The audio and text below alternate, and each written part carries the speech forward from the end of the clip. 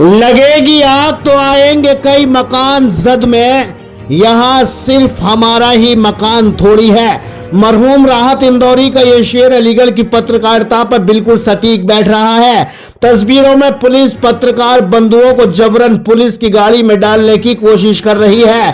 कुछ पत्रकार मध्यस्थता की भूमिका निभा रहे हैं। मामला क्या है अभी तक नहीं पता चल रहा है, लेकिन ये वीडियो सोशल मीडिया पर तेजी से आगे बढ़ रही है। लोग अपनी अपनी प्रतिक्रियाएं दे रहे हैं। कुल मिलाकर अलीगढ़ की पत्रकारिता का हर रोज जनाजा निकलता आ रहा है। 200-400 से ऊपर पत्रकारों की भीड़ असाए नजर आ रही है। पत्रकारिता की देवी तवायफों के अड्डे पर घूमती हुई भटक रही है। पुलिस की नजरों में अलीगढ़ की पत्रकारिता शून्य है, क्योंकि वो जानते हैं ये पत्रकार नहीं है बल्कि पत्रकारों की एक फर्जी भीड़ है जो एक दूसरे पत्रकारों की अधिकारियों के सामने ऑफिसों में जाकर उनकी बुराई करते हैं। कोई कहता है पुलिस से मैं फला हूँ साहब, कोई कहता है कि मैं फला चैनल का नेशनल पत्रकार हूँ साहब। जब साहब पूछते, अगर उस पत्रकार से ये पूछा जाता है अरे वो फला पत्रकार भी तो है, कौन से चैनल से है, तो वो फौरन पत्रकार कह उठता है वो पत्रकार, अरे वो तो फर्जी है साहब, वो कोई पत्रकार थोड़ी है, पत्रकार तो हम हैं,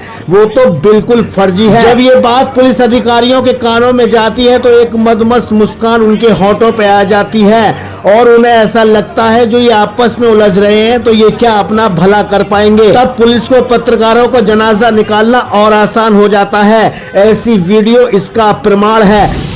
इधर एक ट्वीट ने सोशल मीडिया पर शोर मचा रखा है। कोई फरियादी सीओ साहब के पैर छू रही है। सीओ साहब अपनी बात रख रहे हैं। पत्रकारों को नहीं करूंगा, मतलब जो करना कर लीजिएगा। ना पत्रकारों को उनके कहने पे कोई नहीं, खड़े जाओ।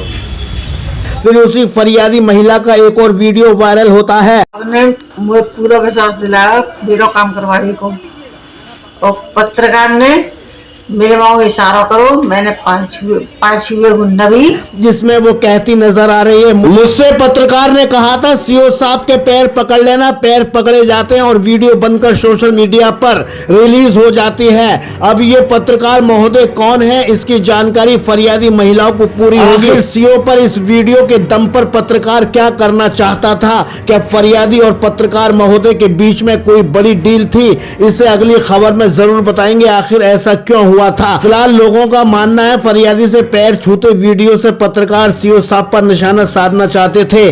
कौन पत्रकार है, नाम अभी सार्वजनिक नहीं किया गया है।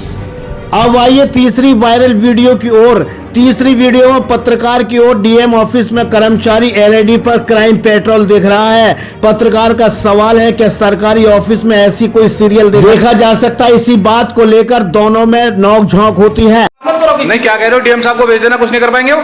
मैंने जरूर नहीं बोला। क्या बोले थे अभी आप? बात बना लो आप। क्या बोले थे आप?